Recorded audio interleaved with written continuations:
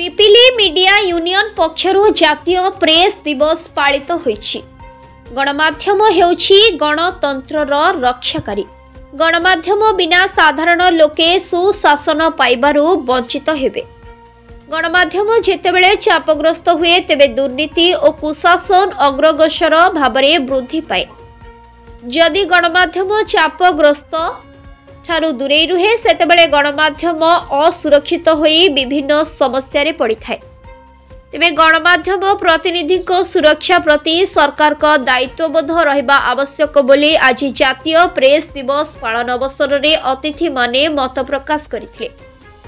Pipili media union पक्षरु आज पिपिली हाटछक ठारे आयोजित जातीय प्रेस दिवस पालन अवसर रे मुख्य अतिथि भावरे पूर्वतन मंत्री तथा केन्द्रापड़ा विधायक गणेश्वर बेहरा जोग देथिबा बेले मुख्य वक्ता भावे खोर्धा पूर्वतन विधायक राजेंद्र साहू, सम्मानित अतिथि भावे पिपिलीर पूर्वतन ब्लॉक अध्यक्षा देवस्विनी नंद, उपाध्यक्ष प्रफुल्ल स्वाई, पिपिली एनएससी अध्यक्ष शेख बाबू, उपाध्यक्षा भाग्यवती महाराणा, समाजसेवी पूर्णचंद्र साहू, कांग्रेस नेत्री निरुपमा पात्र, सिद्धेश्वर देव, व्यवसायी संघ सभापति धीरेन्द्र सामंतराय, जिला परिषद सभ्य धरणीधर साहू प्रमुख योगदान करी सांबादिकों निरपेक्ष न्याय संगत और निर्भरयोग्य संवाद परिवेषण करने संघको विभिन्न गुरुत्वपूर्ण राजनैतिक सामाजिक और अर्थनैतिक घटना उपरे सठिक ढंगरे उपस्थापन करने जरूरी बोली कहिथिले।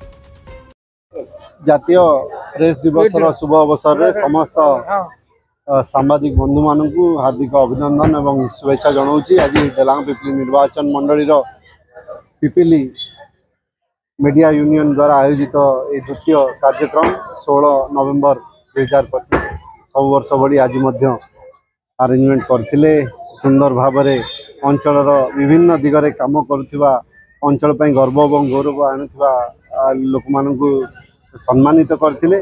धन्यवाद दूची समस्त सांबादिक बंधु मानू जो माने दिन राति परिश्रम करी सठिक समाचार आम पाखे केमती पहुँचब और सठिक समय पहुँचब तापाई आपणकर बहुत योगदान रही। आपण हृदय समस्त को धन्यवाद दूची।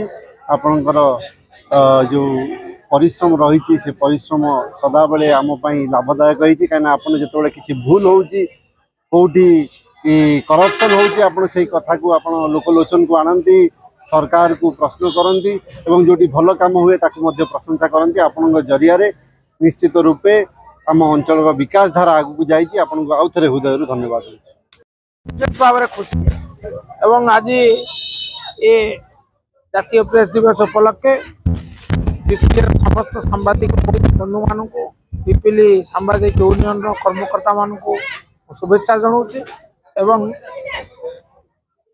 समानकर उज्जवल भविष्य दीर्घ निरामय जीवन कामना कर। आज सुंदर सभार आयोजन करा एवं चापमुक्त सांबादिक मान सुरक्षा बाबद दुख होउछि सांबादिक माने वर्तमान चापमुक्त एवं सांबादिक मान असुरक्षित। तेणु सांबादिक माने जे गणतंत्र चतुर्थ स्तंभ समाज को केवल सूचना देवा नुहे समाज को सचेतन करने जार धर्म से माने जदि असुरक्षित हे ताले सुरक्षित किए हम। तेणु तांकर सुरक्षा पाई एवं तांको चापरू मुक्त करबा पाई आज समस्ते समष्टिगत भाव में शपथ नहीं एवं ये एक शुभ सूचना। श्रीयुक्त रुद्र महारथी गाँकर परोक्ष प्रोत्साहन ये उत्सव आज सफल होती विशेष भाव में धन्यवाद। गणेश्वर बाबू आम पूर्वतन मंत्री अच्छा मुझे मुंडिया मारुची प्रणाम करुची मंचासीन अतिथि समस्त प्रणाम करुची आगे बसी समस्त गुरुजन कुनि कुनि पिला मानू स्नेह एवं समस्त को प्रणाम करुची।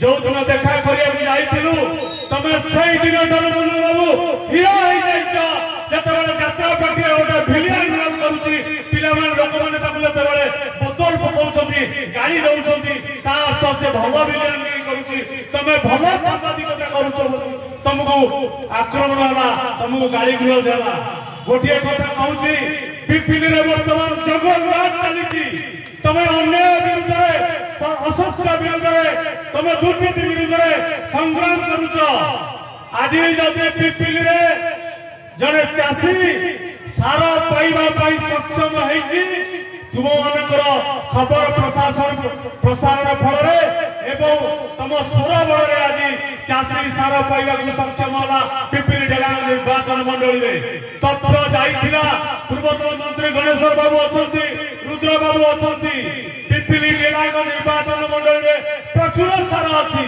तुमे मान जतेबेले खबर प्रसारण कल ता परदिन ठारू पुरी जिला पिपिलीरू दीपक महाराणा को रिपोर्ट